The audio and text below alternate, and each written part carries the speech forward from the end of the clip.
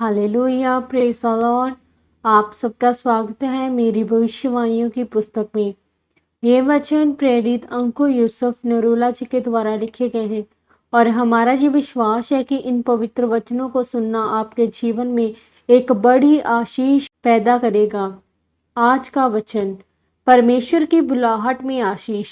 जैसा कि परमेश्वर के पवित्र वचन 2 शमूएल 8 अध्याय उसके 2 वचन में लिखा है, फिर उसने मुआबियों को भी जीता और इनको भूमि पर लिटाकर डोरी से मापा। तब 2 डोरी से लोगों को मापकर घात किया और डोरी भर के लोगों को जीवित छोड़ दिया। तब मुआबी दाऊद के अधीन होकर भेंट ले आने लगे। मेरे प्रियो, बाइबल बताती है कि पुराने समय में जब युद्ध होते थे तो लोगों के साथ होते थे, देशों के साथ होते थे, क्योंकि ये परमेश्वर की बुलाहट थी दाऊद की जिंदगी में।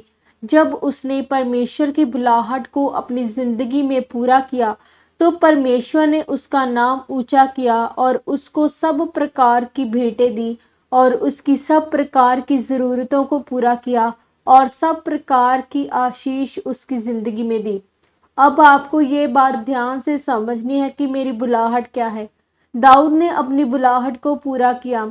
आज आपकी बुलाहट देशों को, लोगों को मारना तो नहीं है, क्योंकि हमारा जो अब युद्ध है वह मांस और लहू से नहीं बल्कि अंधकार की शक्तियों के साथ है।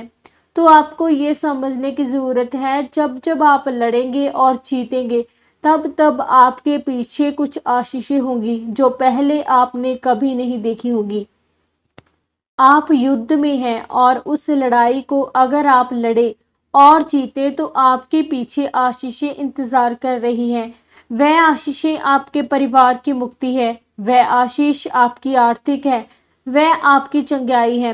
वह सब प्रकार की आशीषें जो परमेश्वर ने आपको देनी है आपके लड़ने और जीतने पर निर्भर करती है।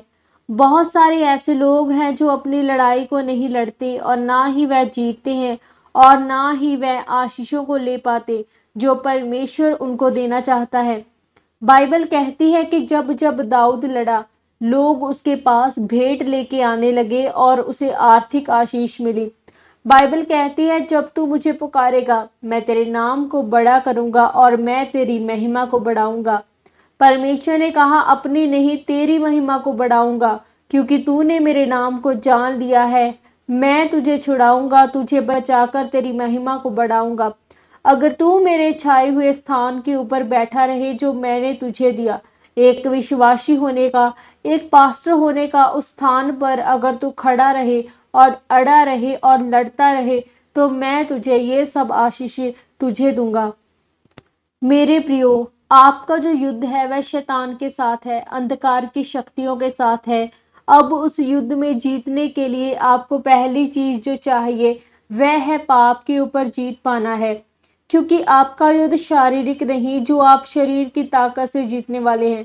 आपका युद्ध एक आत्मिक है जो आप आत्मिक ताकत से जीतने वाले हैं। पाप की ताकत को तोड़ने के लिए आपको उपवास, प्रार्थना करनी है। जब आप उस पाप पर कब्जा कर लेते हैं और उसे हराते हैं, उसके बाद जो जीत परमेश्वर ने आपके लिए रखी है वह पक्की है। आमीन। प्रार्थना। आइए हम मिलकर इस सामर्थी प्रार्थना को करें। सर्वशक्तिमान परमेश्वर, इस वचन के लिए मैं आपका धन्यवाद करती हूँ। पिता, मैं प्रार्थना करती हूँ कि मैं आत्मिक ताकत से प्रार्थना और उपवास के द्वारा पाप पर जीत पाऊंगी। आप मुझे अनुग्रह दें, प्रभु यीशु मसीह के सामर्थी नाम में। आमीन, आमीन, आमीन।